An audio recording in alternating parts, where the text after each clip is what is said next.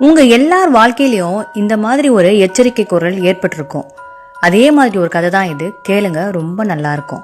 சென்னை புறநகரில் இருக்கும் ஒரு ஐடி நிறுவனத்தில் வேலை பார்த்து வந்திருந்தார் இனியவர் என்பவர். எளிமையான வாழ்க்கை. அவருடைய மனைவி மீனா வீட்டில் ஆன்லைன் குக்கிங் வீடியோஸ் போட்டு சிறிய வருமானம் ஈட்டிக் கொண்டிருந்தார். அந்த நாள் வெள்ளிக்கிழமை மாலை 7 மணி வேலை முடிந்ததும் இனியவன் வழக்கம் போல பைக்கை எடுத்துட்டு வீடு திரும்பிக் கொண்டிருந்தார்.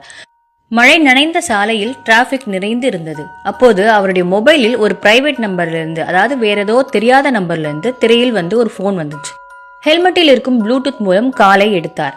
அதிலிருந்து வந்த குரல் மெல்ல ஆனால் தெளிவாக, இனியவனே, இன்று வீட்டிற்கு போகாதே. போனால் உன் மனைவி இறந்து விடுவாள். போகவில்லை என்றால் நீயே இறந்து விடுவாய் என்று. அவன் அதிர்ச்சி அடைந்தான். யார் இது? யார் பைத்தியம் போல பேசுறது என்று கேட்டான். ஆனால் கால் துண்டிக்கப்பட்டது. சில வினாடிகள் அவன் மனம் குழம்பியது. பைத்தியம் மாதிரி பேச்சு என்றாலும் அந்த குரல் அவன் மனசை பதற வைத்தது. அவன் சாலையோரம் நின்று சிறிது சிந்தித்தான். அந்த நேரத்தில் மொபைலில் ஒரு மெசேஜ் வந்தது. இனியவனே, வீடு வரும்பொழுது பால் வாங்கி கொண்டு வா என்று, தன் மனைவியிடமிருந்து. அவன் சிரித்தான். அப்போ இதெல்லாம் நமக்கானது இல்லையா? பயந்துட்டேன் போல இருக்கு என்று நினைத்தான். இருந்தாலும் ஒரு பக்கம் அவன் மனதில் தயக்கம் இருந்தது. சாப்பிடாமல் இருந்ததால் அங்கிருந்த ஒரு பேக்கரியில் ஒரு பன்னையும் காஃபியையும் வாங்கி அமர்ந்தான். பையை அவன் மேசை மீது போட்டிருந்தான். சாப்பிட்டு கொண்டிருந்த பொழுது தண்ணீர் வாங்கி வர அவன் எழுந்தான்.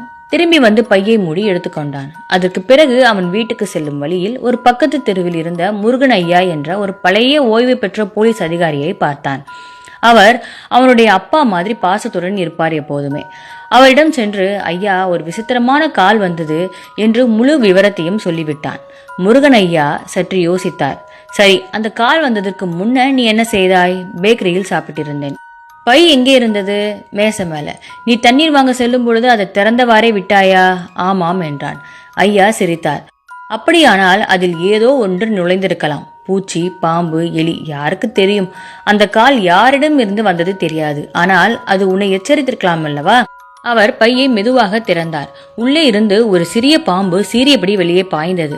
ஐயா உடனே அதை அடக்கி ஒரு பாம்பு பிடிப்பவரை அழைத்து கொண்டு அதை எடுத்து சென்றார். அவர் இனியவனை பார்த்து, சில நேரங்களில் நம்மை காக்கும் எச்சரிக்கை தொழில்நுட்பத்திலிருந்தோ அல்லது தெய்வத்திலிருந்தோ வந்தாலும் அதை கவனிக்கணும். இன்றைய உலகில் அமானுஷ்யம் இல்லை என்றாலும் அபாய எச்சரிக்கை இருக்கின்றது. இனியவன் தலையசைத்தான். அந்த இரவு வீட்டுக்கு சென்றதும் மீனாவை பார்த்து சிரித்தான். அவள் கேட்டால், என்னடா இப்படி சிரிக்கிறே என்று. அவன் மெதுவாக, இன்று ஒரே ஒரு கால் நம் இருவரையுமே காப்பாத்திடுச்சுன்னு சொன்னான். இன்றைய டிஜிட்டல் உலகிலும் சில எச்சரிக்கை நம்மை பாதுகாக்கும். அவை தெய்வம், டெக்னாலஜி அல்லது அதிர்ஷ்டம் எதுவாக இருந்தாலும் நாம் கேட்க தெரிந்தால் போதும். இந்த மாதிரி பல எச்சரிக்கை குரல்கள் என்னோட லைஃப்லயும் நடந்திருக்கு. அதே மாதிரி உங்க லைஃப்ல ஏதாவது நடந்ததுன்னா நீங்க சொல்லுங்க.